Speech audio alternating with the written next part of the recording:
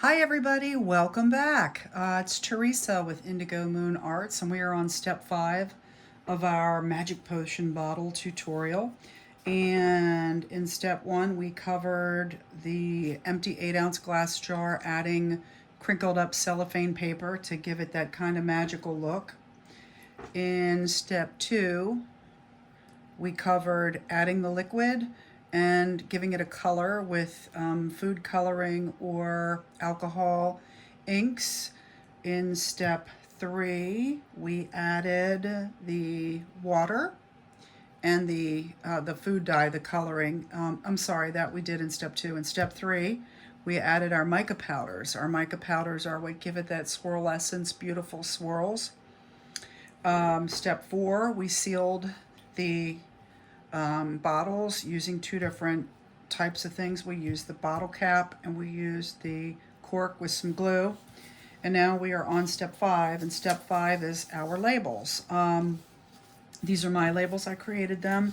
I had a lot of fun making up the names and where they came from. It's part of the creative process. I may or may not sell my labels on the Gumroad.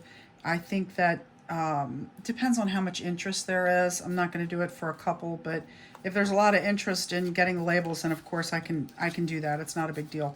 But anyway, so these are printed on copy paper, regular 8.5 by 11. I've used 24-pound and I use 20-pound depending on which printer I'm using.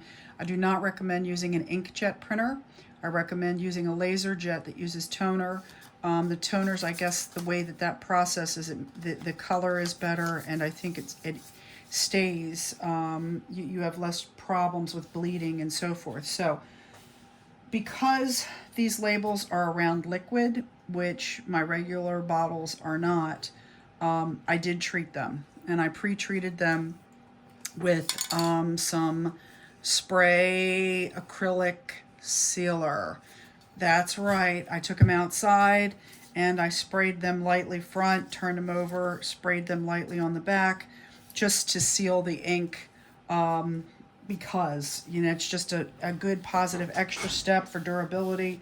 So now that I have my labels cut out and sealed, this is really simple. All we're going to do is we're going to put a little Mod Podge with using the small, this is the small foam brush, the little one. I'm going to dab it on, and then I'm going to run it on the back. I'm just going to, I hope you can see this with my arms and hands. I am just covering the label, all the edges, making sure I get all the edges with the glue sealer, getting it good and hardy. But while I'm covering it well and making sure I get the whole thing, I'm also making sure that I'm using a thin layer. I'm not going on too heavy. Whoop, I can already feel it drying. That I'm taking the label and I'm putting it on the bottle where I think it goes. You want to try to get it on there right the first time. You don't want a lot of movement because you're not covering the glass with paint. That seems to work pretty well for me.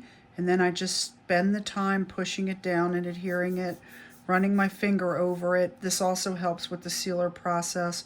I'm trying to get it in the right spot to begin with.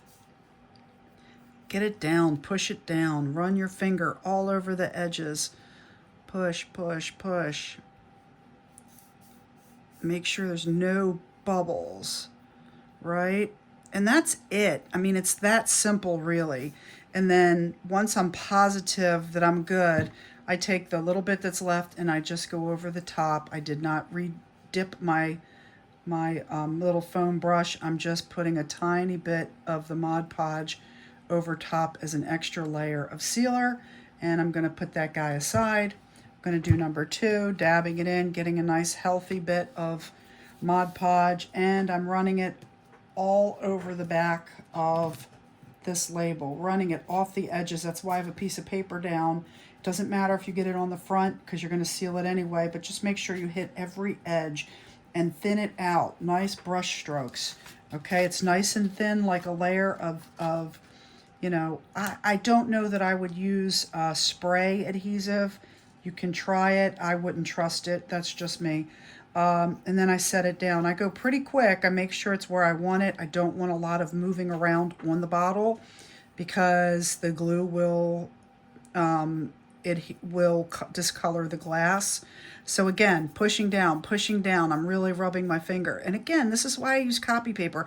Copy paper is really durable for this kind of stuff. I don't have tears, issues, wrinkles. It's preferred for me. With a label, you can have edges. You don't have to worry about the blending.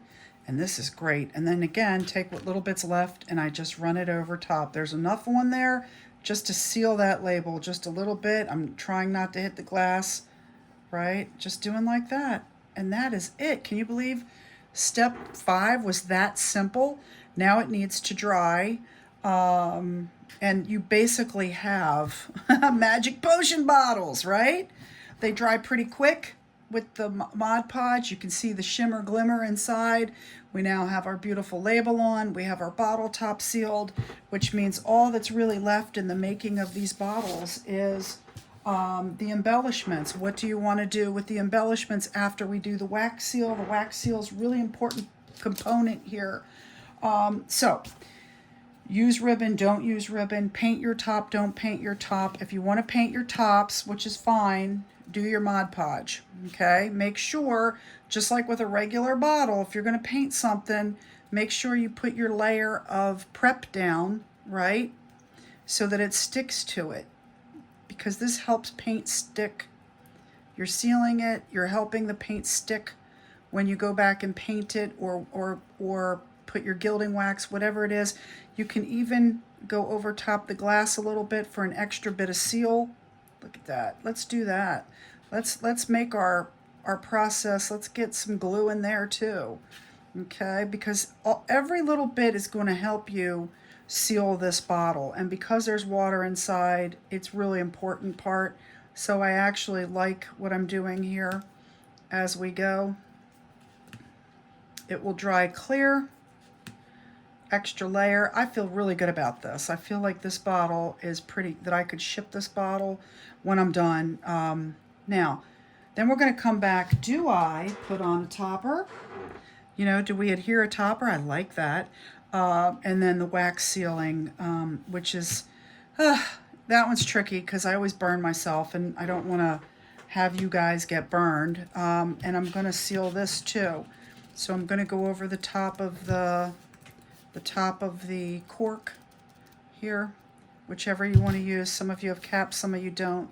So you don't need the caps to do it. And then go around, get that extra layer on the top, making sure you're getting that sealed. Look, all helps, okay? If you're going to sell these things, which I know a lot of you are, you can, look, I can see there's a little tiny bit of water coming out of there, even with all that we did. So try to put your sealer on. Get a little bit of Mod Podge in there and give it that extra layer. Right? Rightio. Every bit helps. We'll check it out in a little while. But I can see a little bit of water coming out. I'm not a fan of the cork. That's why I use those bottle tops. I don't trust them as much as I trust the toppers. But they come with it and people use them. So anyway, and that takes care of that. So now we have these wonderful bottles, and basically all that you need now is the wax seal and the dressing, and you are good to go. So I appreciate everyone joining me, and stay tuned for the next episode as we finish these beautiful bottles. We're going to go with the sealing next. Thanks. Bye.